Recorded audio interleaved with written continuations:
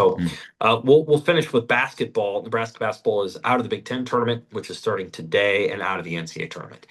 So here's my question. Again, we don't really cover basketball. We're not beat writers. Wilson Moore did a nice job of recapping the last week of the season on the Half Court Press podcast, which people can listen to with John Walker. That dropped light last night. It's now up kind of on Spotify and Apple this morning. But here's my question to you.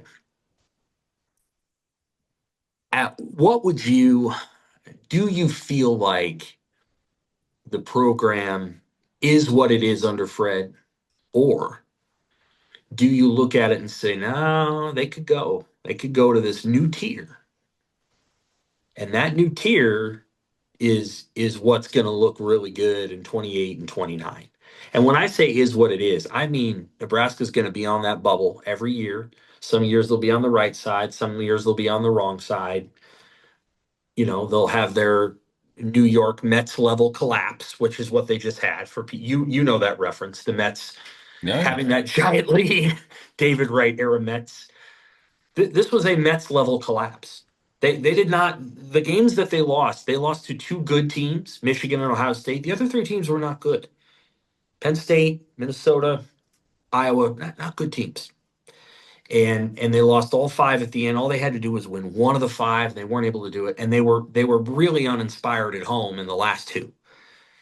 Do you feel like the die is kind of cast, or and you're a more positive guy than I am, or you feel like no, there's another tier, but they got to get the right players?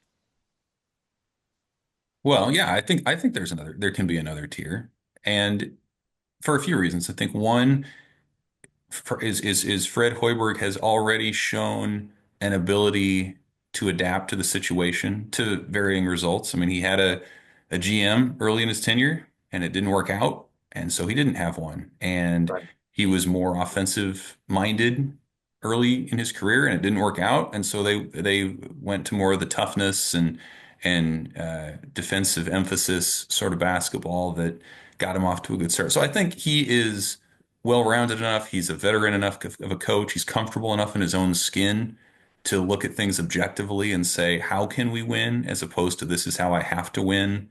And maybe it will or it won't work. So I think that's a characteristic of Fred's that could play to their benefit. And, we're not talking about, Nebraska ball of 10 to 15 years ago, where you're saying, well, the Devaney is kind of a sleepy venue and there's just not a lot of excitement. I mean, they're drawing at a top, what, 15, 20 number nationally Yeah, every day. And 13th yeah, this the, year. the, N- the NIL numbers, it sounds like probably need to come up a little bit. But if money is the issue, like, if that's a big enough priority for Nebraska and people that support Nebraska, like you can fix that part. But the interest is there, the infrastructure is there.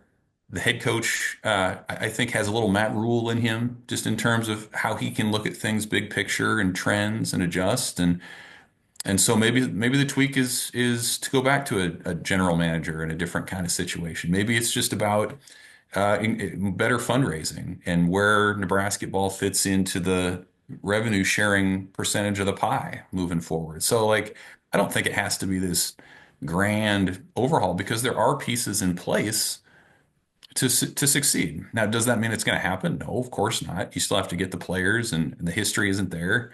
But I think there are enough pieces that to say that, yeah, I mean, we've seen so many examples in college basketball where you get a player or two, you build a little bit of momentum, and it's not football where you have to have a quarterback and a bunch of pieces. Like if you get a good player or two that can shift that culture a little bit, like things can turn around somewhat quickly. So yeah, I think there's potential there. Again, whether it happens remains to be seen, but I think there's a path toward it. I think that's fair. I wonder if and again, I'm not saying that it's bad to be on the bubble every year. That's better than going 12 and 18 and then 13 and 17 and then maybe going 18 and 14. Like that's if they're on the bubble every year, that means they got a chance to make the tournament. I think out of every, 10 years, going to the tournament 6 or 7 years is probably about where it's at. And I think you can have some success that way. And I think fans will continue to pour into the arena.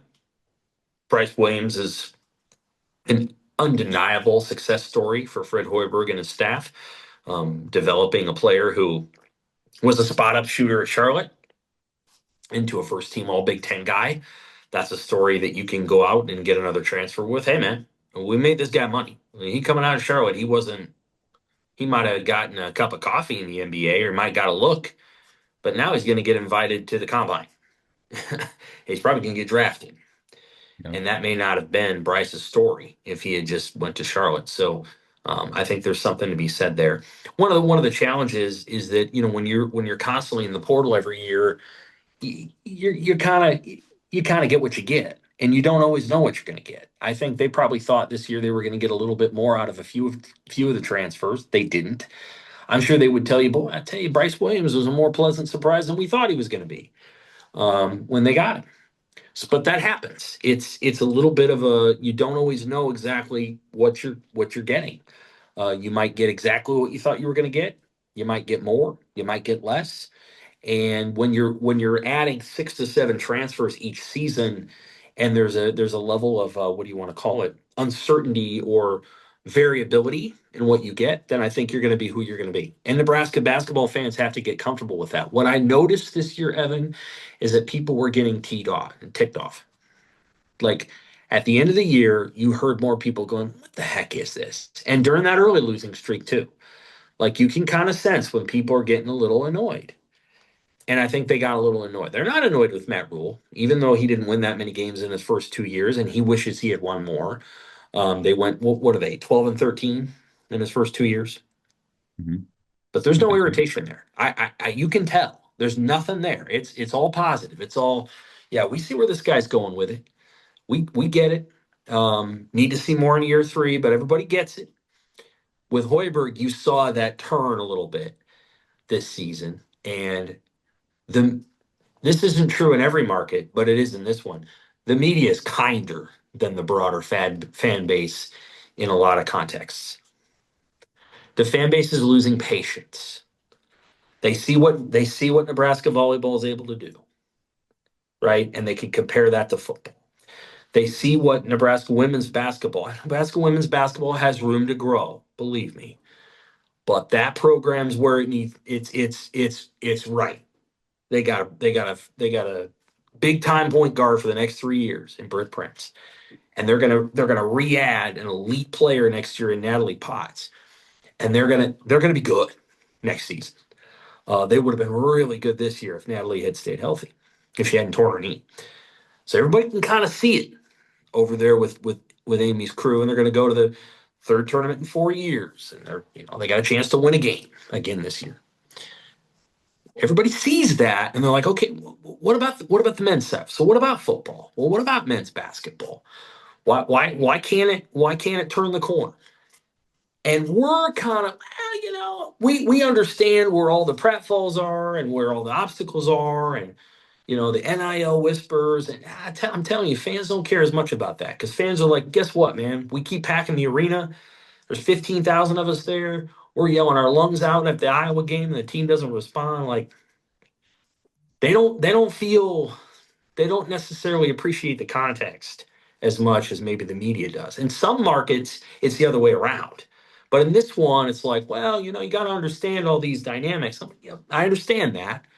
Um, I get all the dynamics. I covered the team in year 2 when COVID hit, and I remember everything that happened. And fans have really knocked me for talking about what happened in year 2 with COVID. But at some point, all the nuance and context, the fans have to stand up and support it. And I'm curious to see what happens going into next year, whether they renew the season tickets at the same rate. Good morning, Wonka. I think they will. I mean, I think there's just an excitement for it. PBA is a cool place to be. It's it's it's fun when they're winning. I think people have gotten a taste for it.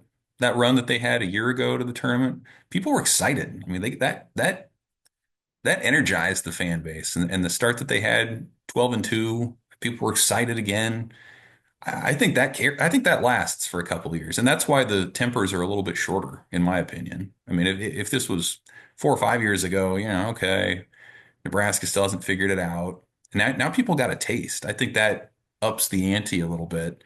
But there doesn't seem to be like a plan, like you said. I mean, what's the plan for the offseason? To go into the portal and hope you get a bunch of guys and then see what you want to be? Do you want to be offensive oriented? Do you want to be defensive oriented? Does it depend on who you get? Like that's just kind of seems to be where it's at right now. There's not a ton of momentum, it seems, in high school recruiting there.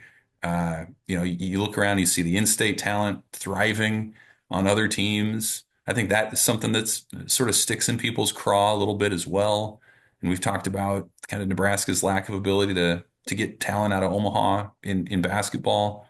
So I think all that kind of plays into it. And so you just kind of hope and you say, oh, you hope they have a good portal season and hope that it can come together next year.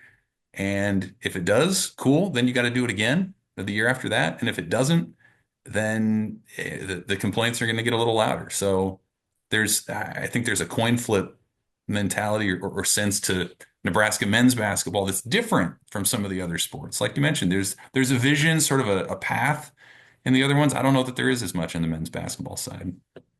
I think the message from from above tells us it is time to be done. We will be back next week. Evan will be back. I think we'll probably talk again on Wednesday of next week. Talk a little March Madness. Even though Nebraska's men's team won't be involved, the women will.